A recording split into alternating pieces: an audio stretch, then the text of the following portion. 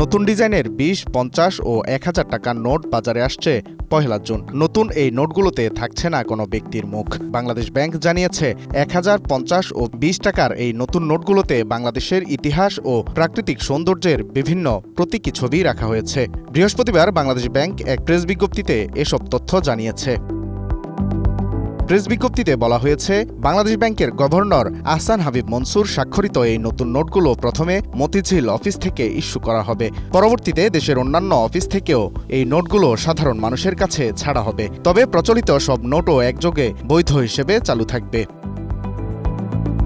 ১,০০০ টাকার নোটে জলছাপ হিসেবে জাতীয় স্মৃতিসৌধ ও জাতীয় সংসদ ভবনের ছবি মুদ্রিত রয়েছে। এছাড়া ৫০ টাকার নোটে আহসান মঞ্জিল ও শিল্পাচার্য জয়নুল আবেদিনের বিখ্যাত চিত্রকর্ম সংগ্রাম মুদ্রিত রয়েছে। আর ২০ টাকার নোটে থাকছে দিনাজপুরের কান্তজিউ মন্দির এবং নওগাঁর পাহাড়পুর বৌদ্ধ বিহারের ছবি। নোটগুলোর নিরাপত্তা বৈশিষ্ট্যও উন্নত করা হয়েছে বলে জানিয়েছে Bangladesh bank. Walid Sakib, star news.